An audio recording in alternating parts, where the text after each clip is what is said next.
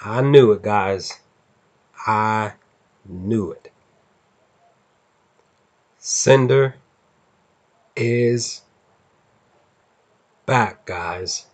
She's back. What is good, YouTube? This is Vortex. I'm back with another RWBY discussion video here. As always, guys, these videos will be, these discussion videos will be every weekend and throughout the week to come per each chapter of RWBY Volume 6 as we continue to watch each episode as they are pushed out to basically everybody every other Saturday. Now, me, I'm a first member, so I basically get the episode a week early. But it sucks. I'm with you guys. For those of you who are not first members, it really sucks. I hate it. Um, but the small 1% of my mindset is at least it gives me at least a week to prepare these videos and push these out to you during the week that during the weekend and week that all of us get the each episode throughout the entire RWBY community. But with that, guys, let's jump right into it. Cinder is back. I knew it. I again, guys, 2 weeks ago when when the intro pushed out, when Rooster pushed the intro out and they showed the hooded figure in that video, I was automatically thinking and assuming that it was Cinder. A lot of people were thinking it was Neo because of Roman Torchwitch's hat blowing by her. But as always, in the intro itself, it seems like she's fighting, for the most part, like 99% sure we all believe that she's fighting Neo because there is an umbrella that pops up in the intro. But other than that, guys, we know for a fact now in chapter 2, Cinder is alive and well. And, she is on a mission of her own. Now, Cinder popping up in chapter 2.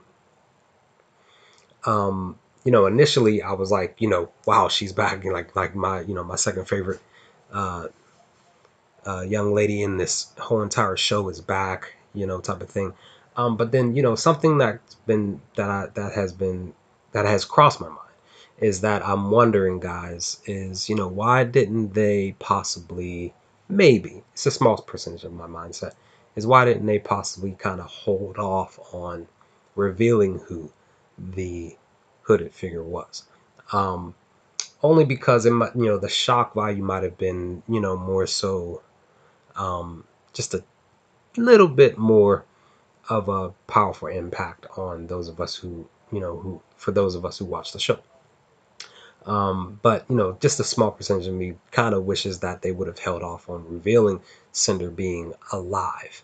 But it is what it is. I'll take chapter 2 as the big reveal of her being alive. It doesn't really affect me that much. But like I said, just that small percentage of me, of my mindset is like, man, if they would have waited like maybe 4 or 5 episodes longer, maybe 4 to maybe 3, maybe 3 or 4 more episodes longer to to reveal her, maybe that would have had a bigger impact. Because again, a lot of people were thinking that Neo was the hooded figure, and that's not the case. But it definitely, like I said, 99% for sure that Neo is going to be in this volume 6, and that Cinder is fighting her literally here in this building here with with that lady and her spider group.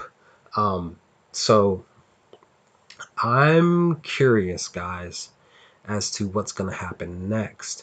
The thing, though, is that Hazel was mentioned in this conversation.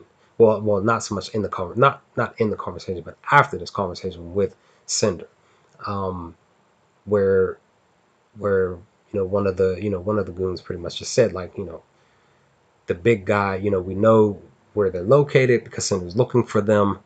Was looking for Ruby and crew, and the one guy pretty much says, we know where they're at. The big guy asked about them last week, And so, Hazel is the only big guy that we can attribute to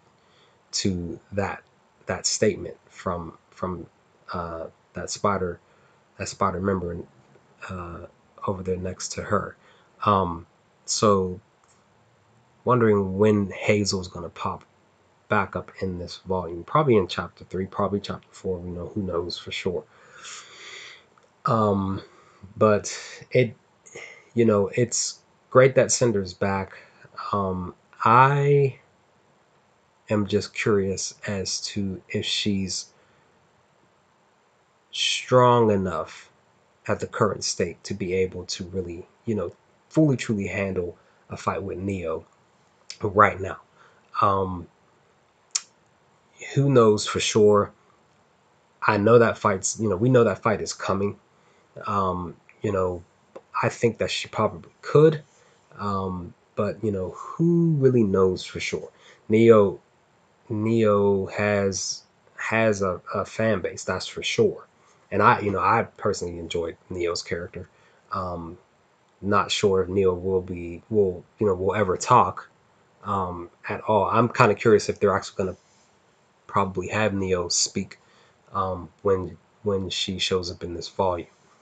Because like I said, 99% sure that Neo's in this volume.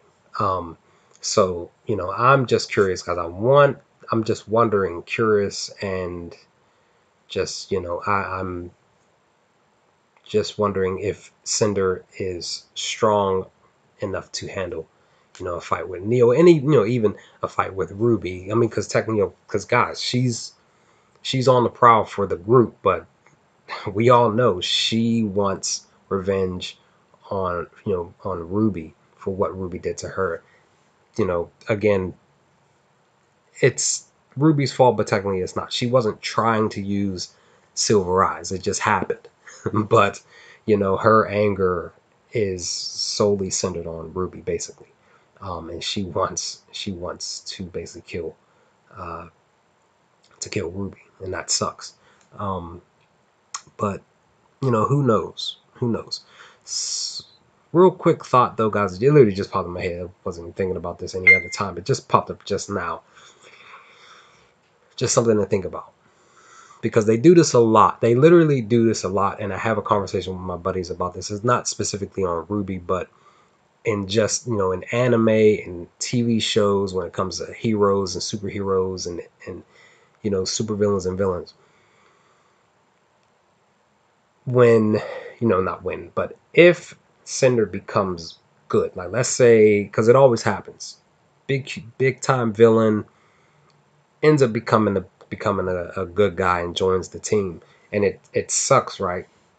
Because when, for those of you who are Power Rangers fans, now I'm talking about the original Power Rangers, like back in the 90s Power Rangers. For those of you who are my age, who remember Power Rangers back in the 90s when it first came out, the Green Ranger, the evil Green Ranger, he was super powerful, yada yada yada.